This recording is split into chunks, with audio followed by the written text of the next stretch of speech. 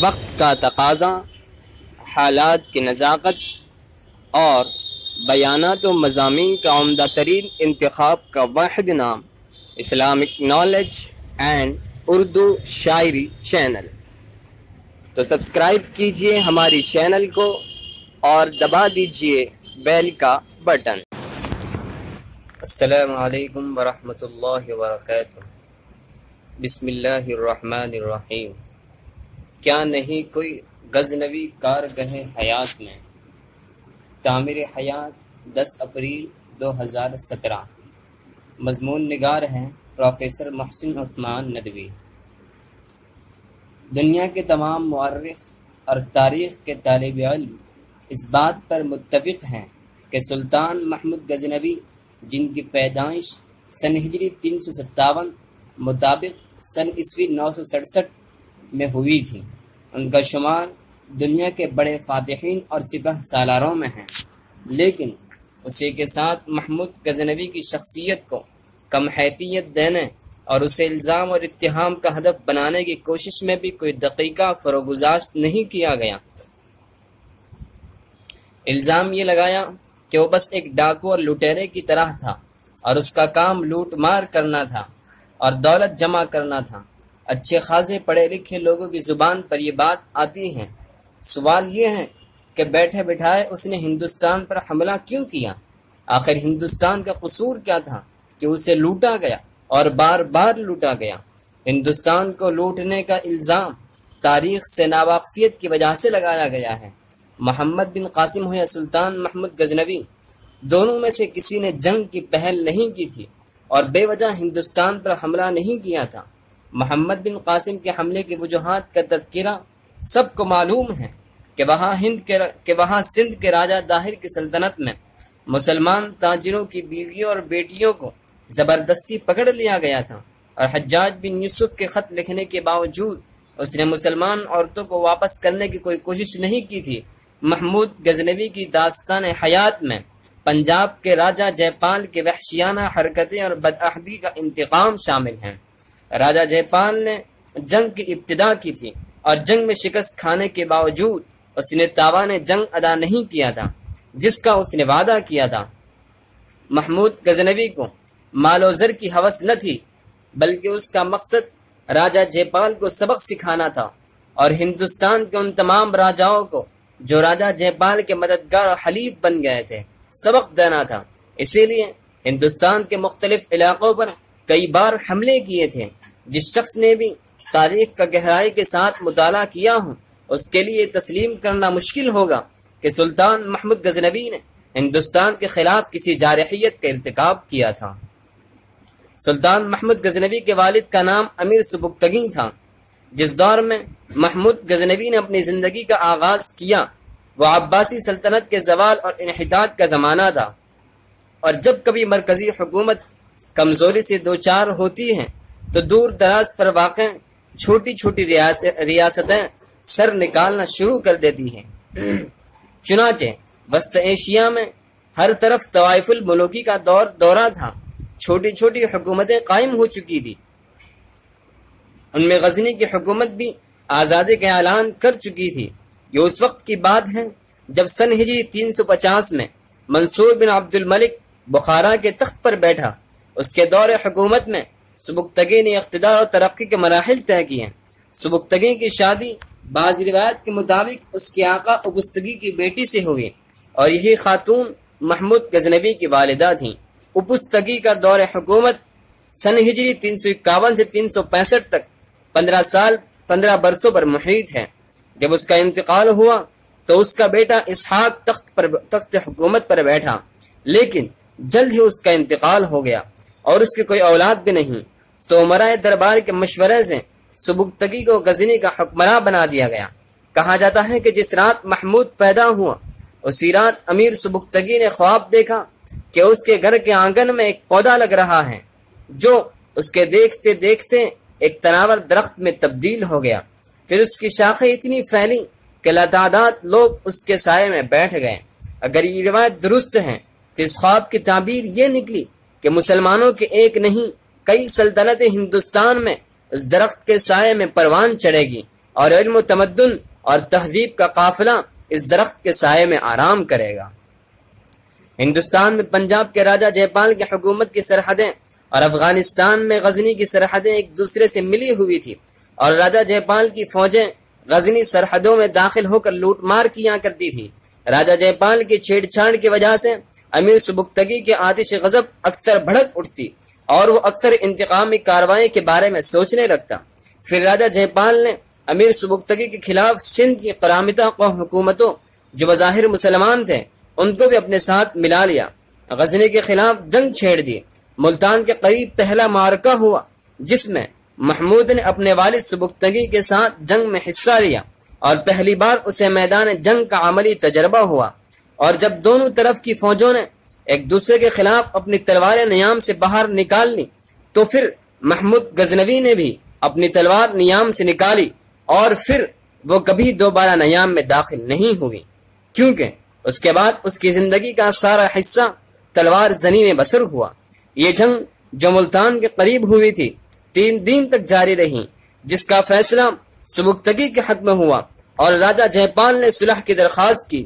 راجہ جے پال کے لیے تاوان جنگ یہ طے پایا کہ اسے 10 لاکھ درہم کی خطیر رقم اور 40 ہاتھی دینے ہوں گے۔ راجہ جے پال کو چونکہ میدان جنگ میں شکست ہوئی تھی، اس لیے اس نے اپنے بعض امراء کو بطور ضمانت مسلمانوں کے سپرد کر دیا کہ تاوان جنگ کی ادائیگی کے وقت انہیں رہا کر دیا جائے۔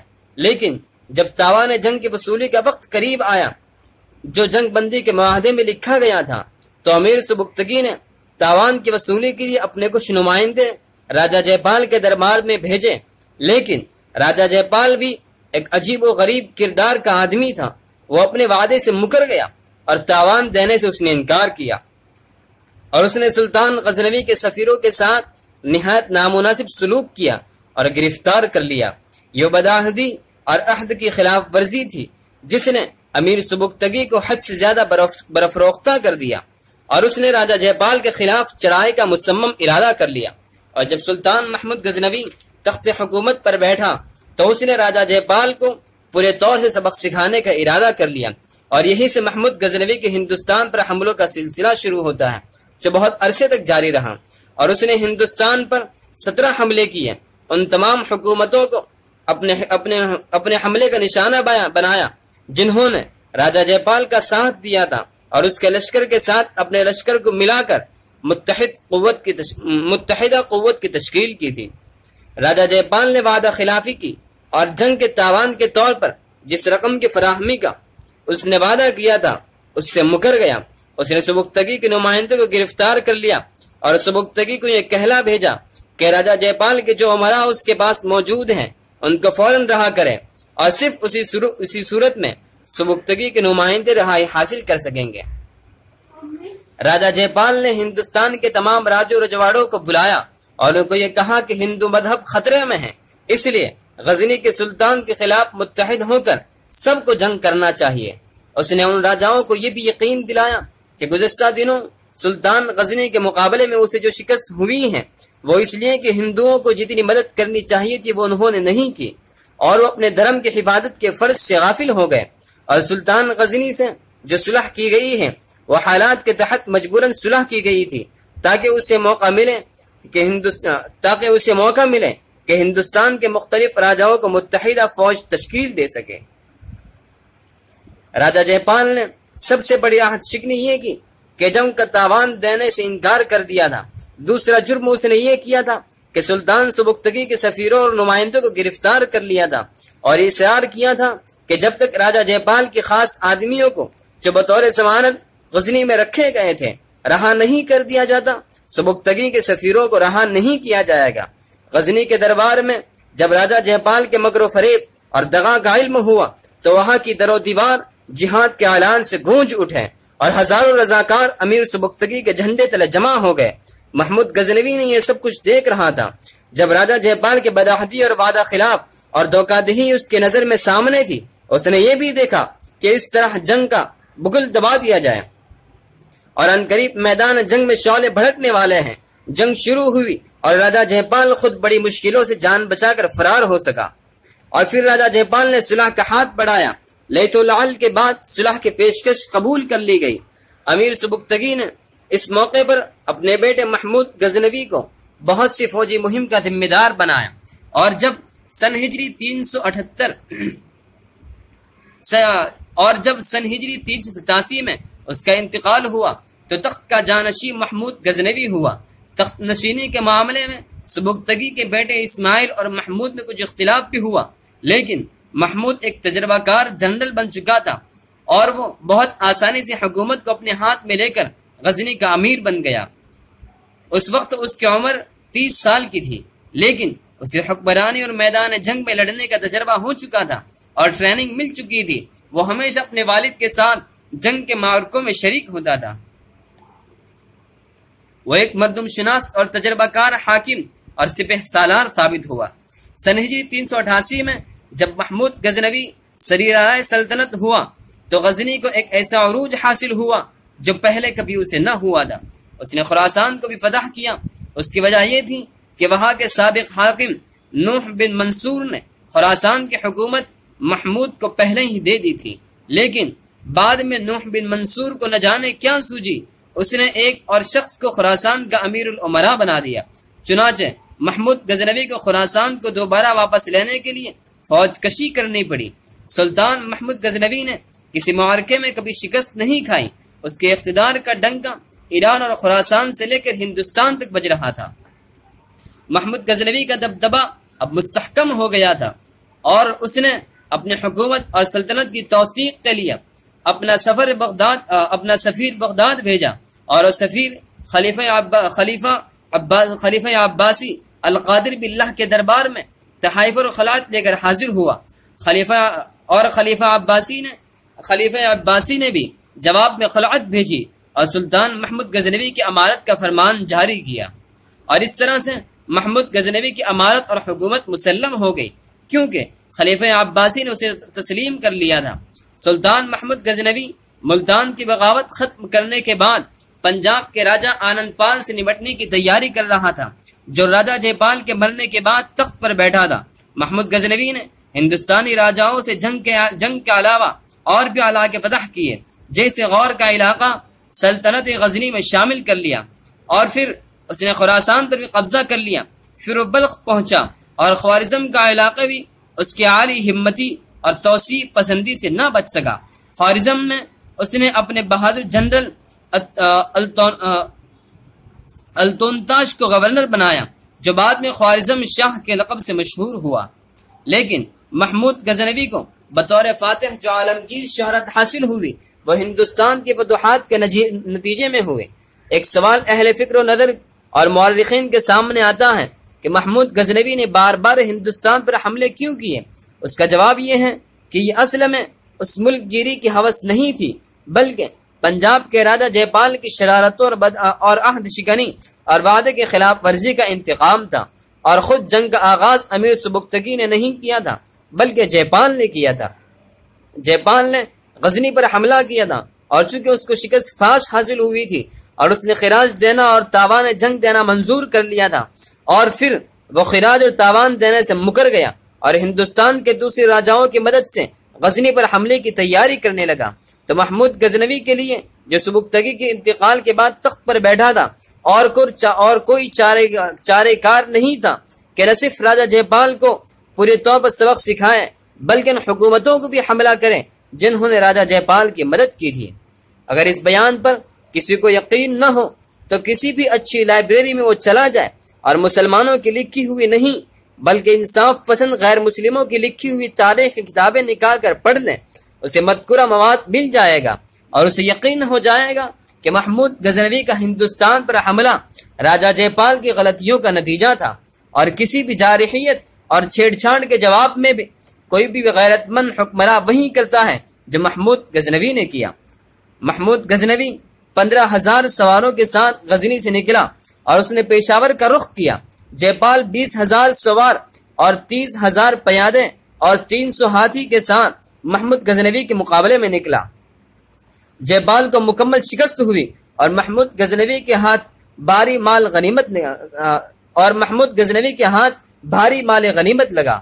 مال غنیمت اتنا تھا کہ ہر سپاہ مالدار ہو گیا۔ راجہ جے پال پر اس شکست کا نفسیاتی اثر ہوا کہ پہلے اس نے اپنی زندگی میں اپنے بیٹے آنند پال کو تخت پر بٹھایا اور خود جلتی ہوئی چتا میں اپنے آپ کو ڈال کر مر گیا۔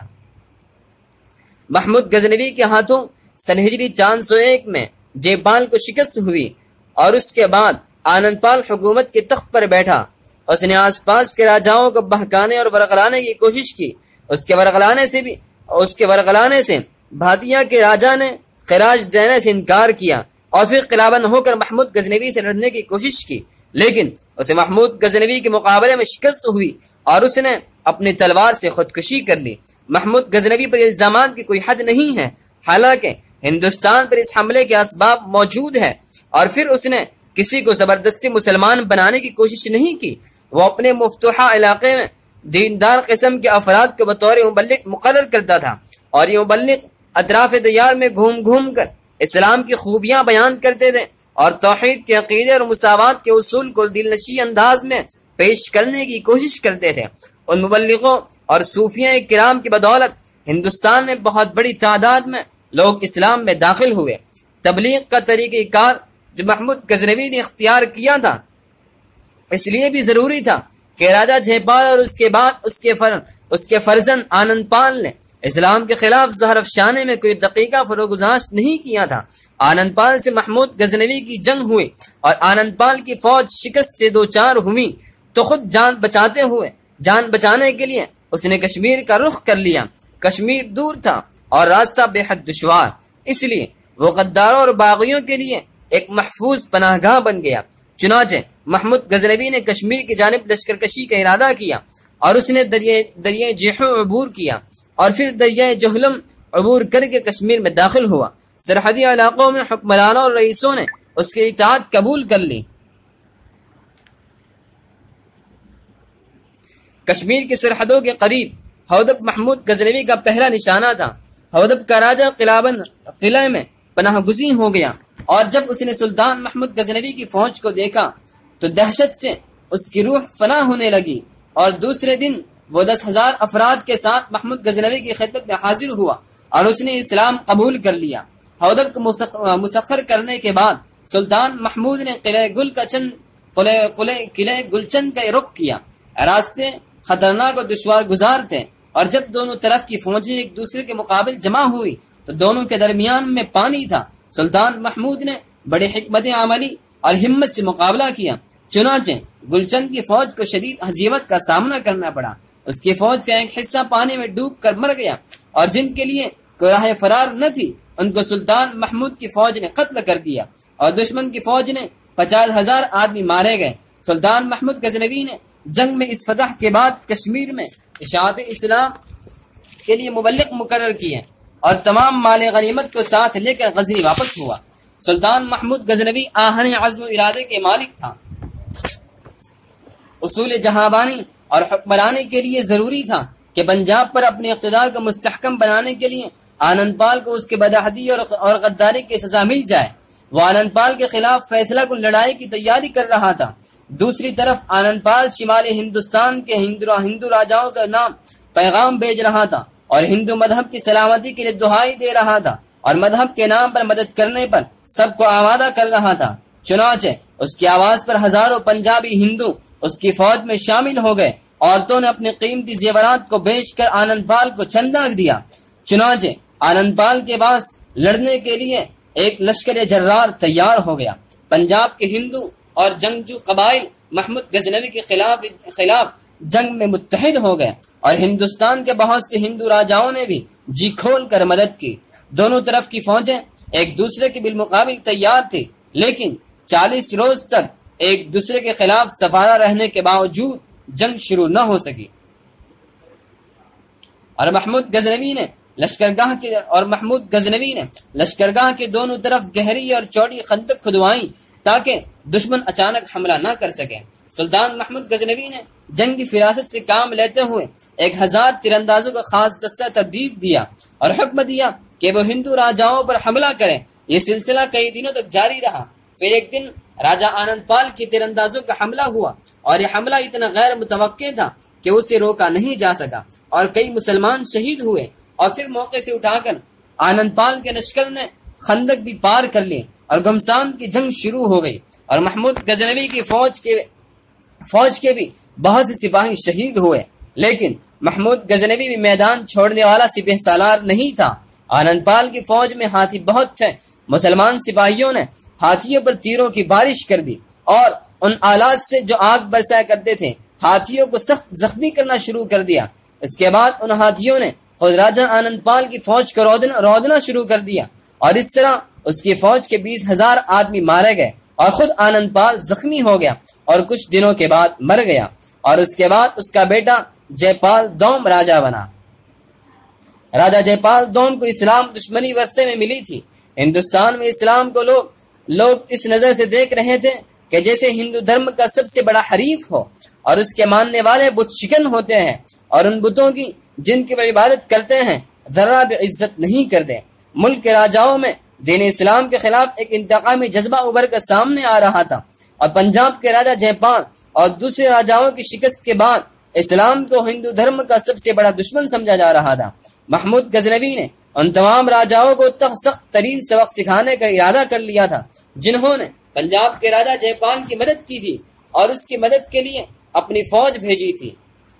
چنانچہ اس نے نگرکوٹ اور کانگڑا کی ریاستوں پر بھی حملے کیے۔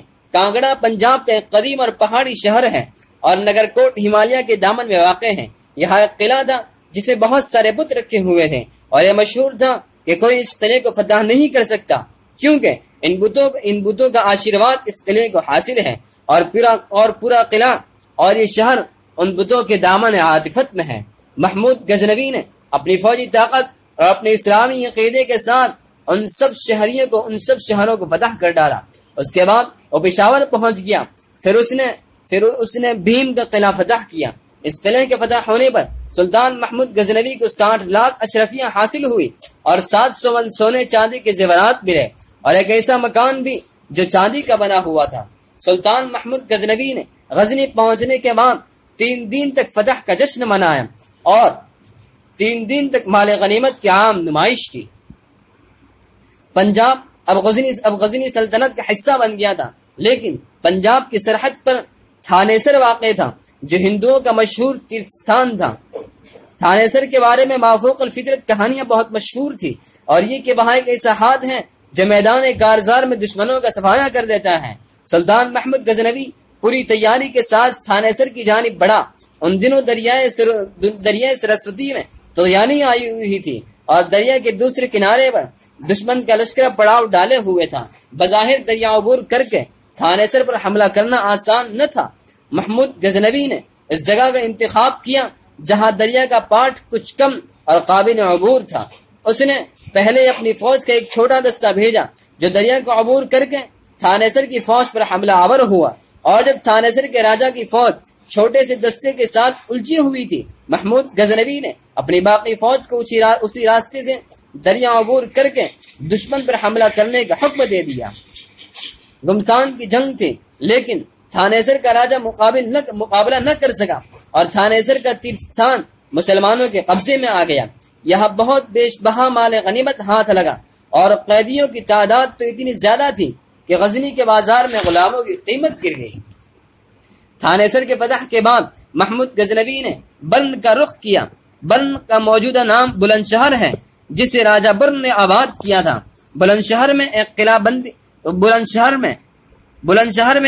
قلعہ بندی پر واقع تھا جس میں آبادی زیادہ نہیں تھی۔ سن ہجری 409 میں وہ راجہ ہروت کا دارالسلطنت تھا۔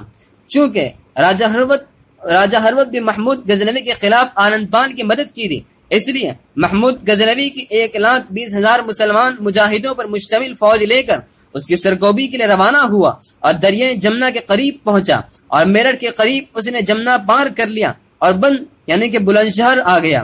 راجہ ہروت کو محمود غزنوی کے مقابلے کی ہمت نہ تھی۔ اس نے صلح کی درخواست کی اور تاوان میں ضرر کثیر اور ہاتھی دے کر اطاعت قبول کر لی۔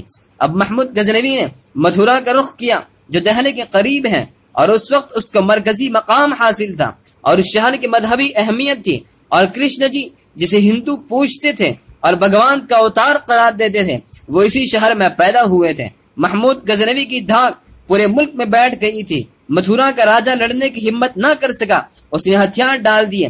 متھرا کے راجہ کے اس فیصلے سے فوج کے ایک دستے کو اتفاق نہ تھا۔ اس نے محمود غزنوی کی راہ میں مزاحمت کی کوشش کی، جس کی وجہ سے قتل و غارت گری کا بازار گرم ہو گیا اور محمود غزنوی کی فوج نے متھرا کو لوٹ لیا۔ متھرا کو فتح کرنے کے بعد سلطان محمود غزنوی نے قنوج کا رخ کیا۔ یہ راجہ حریش کا دارالحکومت تھا۔ قنوج بھی فتح ہو گیا، پھر اس نے ملتان کو فتح کیا اور پھر کالنجر کا قلعہ فتح کیا۔ اس کے بعد وہ معرکہ پیش آیا جس نے محمود غزنوی کو عالمی شہرت عطا کر لی، اور یہ تھا سومنات کا معرکہ۔ سومنات کا معرکہ در حقیقت کفر و اسلام کا معرکہ تھا۔ سومنات ہندوؤں کی عقیدت کا سب سے بڑا مرکز تھا اور شرک اور بت پرستی کا قلعہ تھا۔ عقیدہ تھا کہ مٹی اور پتھر کے بتوں میں ساری خدائی حلول کر چکی ہے، اور غیر اسلامی عقیدے کے اعتبار سے یہ شرک ناپاکی اور نجاست ہے۔ اسی لیے قرآن کریم میں کہا گیا ہے انما المشرکون نجس، لیکن محمود غزنوی کا ہندوستان پر حملہ شرک کی وجہ سے نہیں، بلکہ راجہ جے پال کے غزنی پر چھیڑ چھاڑ اور تاوان جنگ ادا نہ کرنے اور بدعہدی اور وعدہ شکنی کی وجہ سے ہوا تھا۔ لیکن یہ بے علم میں رہیں کہ ہندوستان کو صرف محمود غزنوی نے فتح نہیں کیا، بلکہ اس کے اطراف و اکناف میں صوفیہ کرام بھی پھیل گئے تھے جو دلوں کو جیتنے کا کام انجام دے رہے تھے، جیسے پنجاب میں فرید الدین دادا گنج بخش رحمۃ اللہ علیہ، اور ہندوستان کے قلب میں سپہ سالار مسعود غازی رحمۃ اللہ علیہ، اور اسی طرح سے سلسلے چشتیہ کے بزرگان دین ملک میں دلوں کو اسلام کے لیے جیت رہے تھے۔ لیکن ہندوستان کے مندروں سے اسلام اور مسلمانوں کے خلاف نفرت کا پروپیگنڈا کیا جا رہا تھا، اور لوگوں سے یہ کہا جا رہا تھا کہ اسلام اور مسلمانوں کا نام نشان مٹا دیا جائے۔ اس طرح کے مندروں میں سب سے بڑا مندر سومنات کا مندر تھا، جو کاٹھیا واڑ کے سمندر کے کنارے پر واقع ہے۔ سومنات میں سوم کا مطلب چاند ہے، اور مندر میں لنگ کا مجسمہ ہے جس کی پوجا کی جاتی تھی۔ چاند گرہن اور سورج گرہن کے وقت لاکھوں ہندو اس مندر میں جمع ہو کر عبادت کرتے تھے۔ قرب و جوار کے 10,000 گاؤں اس مندر کی کفالت کے لیے وقف تھے، اور 2000 پجاری یہاں ہر وقت پوجا پاٹ میں لگے رہتے تھے، اور 800 بھجن گانے والے بھی تھے جن کو مندر سے تنخواہ دی جاتی تھی۔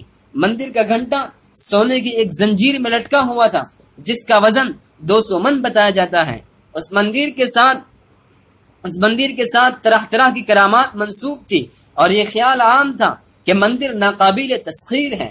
سومنات کا مندر اسلام اور مسلمانوں کے خلاف ہر طرح کی سازشوں کا مرکز بنا ہوا تھا۔ محمود غزنوی نے سومنات کے قلعے پر جہاں مندر تھا حملہ کر دیا۔ قلعے کے 3 طرف دریا کا پانی تھا اور چوتھی طرف گہری خندق تھی، اس لیے اس قلعے کو فتح کرنا کوئی آسان کام نہیں تھا، لیکن محمود غزنوی کے آہنی ارادے نے یہ کام انجام دے دیا۔ اس کی فوج سومنات کے قلعے کے سامنے تھی۔ اس کے لشکر کے کمانداروں نے فصیل پر بیٹھے ہوئے محافظوں پر تیروں کی بارش کر دی۔ یہ 7 محافظ فصیل چھوڑ کر بھاگ گئے اور مسلمان سیڑھیاں لگا کر فصیل پر چڑھ گئے۔ 4 دن تک سومنات کا معرکہ گرم رہا، دونوں طرف کی فوجوں کو نقصان ہوا۔ تاریخ کی کتابوں میں ہے کہ محمود غزنوی نے حضرت ابو الحسن غرقانی کے خرقے کو ہاتھ میں لے کر اللہ تعالیٰ سے نصرت کی دعا مانگی، اور پھر اس نے لشکر کے سامنے ایک زبردست تقریر کی۔ چنانچہ میدان کارزار میں مسلمانوں کے قدم جھم گئے اور مسلمانوں کو فتح نصیب ہوئی، اور ہندوؤں کے 50,000 سپاہی اس معرکے میں قتل ہوئے۔ سلطان محمود غزنوی نے مسلمان شہیدوں کی تدفین کروائی، اور پھر سومنات کو بدھ جو مندر کے عین وسط میں نصب تھا اسے توڑ دیا۔ سومنات کے فتح کا جشن کئی دنوں تک محمود غزنوی کی فوج میں منایا گیا۔ سن ہجری 421 میں سلطان محمود غزنوی کا انتقال ہو گیا اور اسے غزنی ہی میں دفن کر دیا گیا، جہاں اس کا مقبرہ آج بھی موجود ہے۔ محمود غزنوی ایک راسخ العقیدہ مسلمان تھا۔ جس علاقے کو فتح کرتا وہاں مبلغین کے ایک جماعت بھی بھیجتا جو نرمی اور محبت کے ساتھ اسلامی عقائد کی تبلیغ کرتی اور توحید و مساوات کی تلقین کرتی۔ وہ دشمنوں کے ساتھ سبھی حسن سلوک کرتی۔ محمود غزنوی فاتح اور سپہ سالار بھی تھا، اور اسی کے ساتھ وہ مبلغ اسلام بھی تھا۔ فاتح اور سپہ سالار تو اتنا بڑا تھا کہ سکندر اور نیپولین بھی اس کا مقابلہ نہیں کر سکتے ہیں۔ صرف ہندوستان نہیں بلکہ ہرات، بلخ، سیستان، بخارا، رے، سمرقند اور اصفہان اور ہمدان جیسے خطوں پر بھی غزنوی کی حکومت قائم ہو گئی تھی، اور عباسی خلیفہ القادر باللہ نے محمود غزنوی کو امین الدولہ اور امین الملہ کے خطابات دیے تھے، اور عالم اسلام میں محمود غزنوی کی قوت سب سے بڑی قوت سمجھی جاتی تھی۔ یہ بات غلط مشہور ہو گئی ہے کہ سلطان محمود غزنوی نے رہزنی اور دولت حاصل کرنے کے لیے ہندوستان پر پیدر پہ حملے کیے، نہ اس نے کبھی زبردستی کسی کو مسلمان بنانے کی کوشش کی، اس نے ہندو دھرم کے خلاف بھی کوئی کام نہیں کیا۔ اس کی ساری فوجی کارروائیاں اور ہندو راجاؤں کی سرزنش کے لیے ہوتی تھی، جنہوں نے غزنی پر حملہ کرنے اور شورش برپا کرنے کی کوشش کی تھی۔ اگر یہ ہندو راجا بے وفائی نہ کرتے اور بدعہدی کے مرتکب نہ ہوتے اور معاہدے کی خلاف ورزی نہ کرتے تو محمود غزنوی کے جو وسیع و عریض سلطنت ملی تھی وہ اس کے لیے کافی تھی۔ جن مندروں کو اس نے حملہ کیا تھا وہ بھی سازش کا اڈا بن گئے تھے، اور یورش پسند ہندو سردار دھرم کے نام پر لشکر جمع کرتے تھے، اور مذہب کے نام پر ہندوؤں کو اکسایا جاتا تھا اور لڑائی پر آمادہ کیا جاتا تھا، اور بتوں اور مندروں کے بارے میں یہ بات پھیلائی جاتی تھی کہ وہ ناقابل تسخیر ہیں۔ چنانچہ محمود غزنوی کا مقصد تعصب اور سازش کے اڈوں کو بھی ختم